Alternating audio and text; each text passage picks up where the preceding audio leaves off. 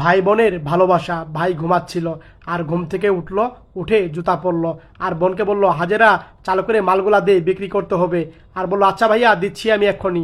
আর তখন বোন নিয়ে আসলো চিপস আর পানি। আর তখন বললো, হাজেরা ঠিক আছে তুই থাক, আমি যাচ্ছি, হ্যাঁ। আর বললো, ভাইয়া দাঁড়াও। আর বললো, কি হয়েছে আবার বল আমাকে। বললো, ভাইয়া তোমার সাথে আমিও যাবো, আমাকে নিয়ে যাও। আর বলছে, আরে পাগল নাকি, তোর যাওয়া যাবে না, আমি যাই, তুই থাক। এভাবে কথা। আর ভাইয়া নিয়ে যাও না আমাকে, আমি তোমার সাথে বিক্রি করবো। আরে না না না, তোকে নেওয়া যাবে না, তুই থাক। এই কথা বললো, চলে গেল। আচ্ছা ঠিক আছে, আমি মাকে বলছি, দাঁড়াও। এই কথা বললো, আর মার কাছে দৌড়ে গেল, বললো, মা মা। আর বললো, হ্যাঁ মা বল।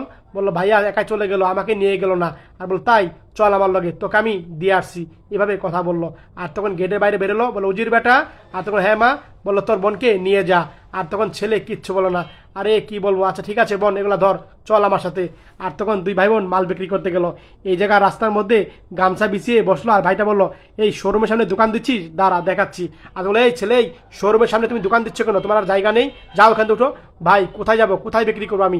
আরে এদিকে যাও তুমি, এটা কেন, এটা আমার সামনে দোকান না। এভাবে কথা বললো। ভাই দেখেন না আমরা গরিব মানুষ, তাতে কি হয়েছে, যাও যাও এদিকে যাও। এভাবে কথা বললো। আর ভাইটা দেখিয়ে দিল, আচ্ছা বোন চল, এই জায়গা থাকা যাবে না, এদিকে বিক্রি করব। এভাবে কথা বললো। আর তখন ভাই আর বোন মিলে মাল সামান নিয়ে আবার আসলো। আর বললো, ভাই এই জায়গা বসি, এই জায়গা বিক্রি হবে, খেলাধুলা করছে। এভাবে বোনটি বললো, আচ্ছা ঠিক আছে বোন, তাহলে ঠিক কর, ওই সাইডে আমরা বসি চল। আর তখন গামছা বিছিয়ে আবার বসলো। আর তখন পানি পানি বলছে, ছেলে বললো, এই ভাই আমাকে একটা পানি দিয়ে যাও। আচ্ছা আচ্ছা, এ কথা বললো। আর তখন পানি একটা বিস্কিট নিয়ে গেল, এই ভাইটা এই জায়গায় বসলো। আর তখন বোনটি তাকিয়ে দেখলো। আর ভাইটা তখন বলছে, টাকা নাই, কি করি, বন্ধুকে ফোন দেই আমি। এভাবে কথা বললো। আর ফোনটা বের করলো।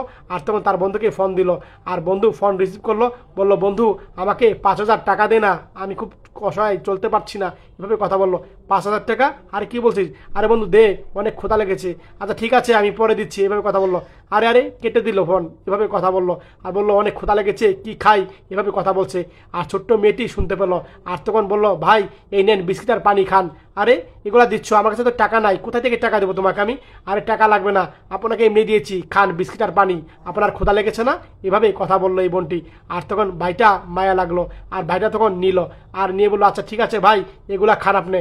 আচ্ছা বোন ঠিক আছে তুমি থাকো। এই কথা বলে ভাইটা চলে গেল।